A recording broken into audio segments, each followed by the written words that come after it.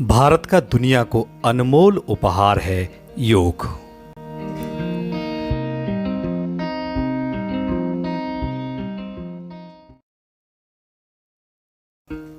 प्राचीन काल में हमारे देश के ऋषि मुनियों ने अपनी कठोर साधना, नियम आचरण से जिस परंपरा को संचित किया वह योग है। योग का अर्थ होता है जोड़ना। योग एक ऐसी प्रक्रिया है जिसमें हमारे शरीर, मन और आत्मा को एक साथ लाने का काम होता है। योग शिक्षा के अनुसार भगवान शिव को प्रथम योगी या आदि योगी के रूप में स्वीकार किया जाता है। भगवान श्री कृष्ण श्रेष्ठ योगी माने जाते हैं, इसीलिए उन्हें योगीराज भी कहा जाता है। भागवत गीता में योग की महिमा को बताते हुए उन्होंने कहा है कि योगः कर्मसु कौशलम, अर्थात योग से कर्म में कुशलता आती है। योग हमारी आंतरिक शक्ति को मजबूत करता है।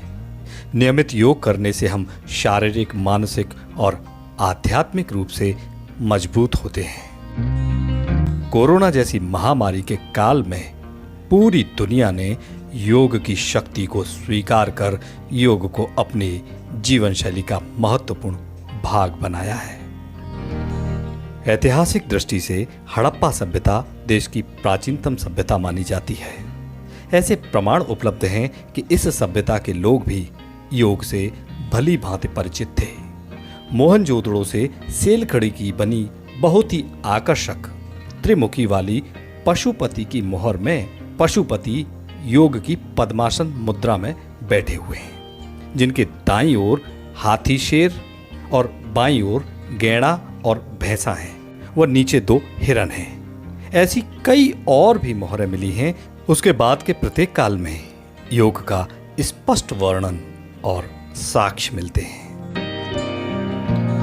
देश के ऋषि मुनियों के इस अनमोल उपहार को विधिवत संकलित कर योग दर्शन के रूप में आम लोगों तक पहुंचाने का श्रेय महर्षि पतंजलि को जाता है। ईसा पूर्व दूसरी सदी में महर्षि पतंजलि ने योग को 8 भागों में विभाजित कर विस्तार से इसे समझाया। इसे अष्टांगिक मार्ग कहा जाता है। जैन, बौद्ध आदि सभी धर्मों ने योग को अपनाया। मध्यकाल में अल बरूनी ने योग दर्शन को विस्तार से समझा। वह कई योग पुस्तकों का अरबी में अनुवाद भी किया। अपनी पुस्तक तहकीकाते हिंद में अल बरूनी ने योग की शक्ति पर विस्तार से चर्चा की है। सूफी और योग का गहरा संबंध रहा है। विभिन्न सूफी सिलसिलों ने भी योग की ताकत को स्वीकार किया और अपनाया। सूफी संत निजामुद्दीन औलिया ने नियमित रूप से योग क्रियाओं को अपनाया, तो वहीं सैयद मुर्तजा ने योग कलंदर नामक पुस्तक भी लिखी। दारा शिकोह ने योग को और भी अधिक समझने के लिए उसने पुस्तक योग वशिष्ठ का फारसी में अनुवाद करवाया। कहने का आशय है कि देश की इस अनमोल धरोहर योग ने सभी धर्मों को आपसी समन्वय के साथ नजदीक लाने में महत्वपूर्ण भूमिका निभाई है।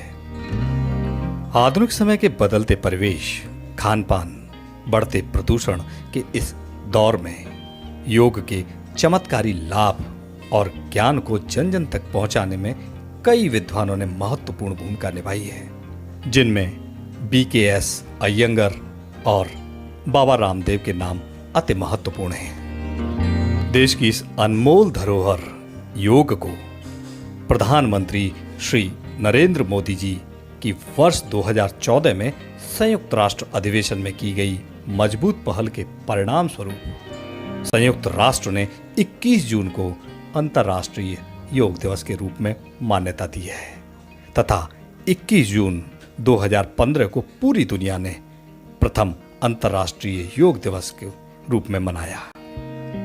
आज पूरी दुनिया योग की ताकत को स्वीकार कर रही है। वाकई हम सभी को गर्व है अपने देश की इस अनमोल धरोहर योग पर। आप सभी से अनुरोध है कि ऐसे रोचक जानकारीपूर्ण वीडियो के लिए इस चैनल हमारा इंडिया को अभी सब्सक्राइब कर बेल आइकन बटन को अवश्य दबा दें।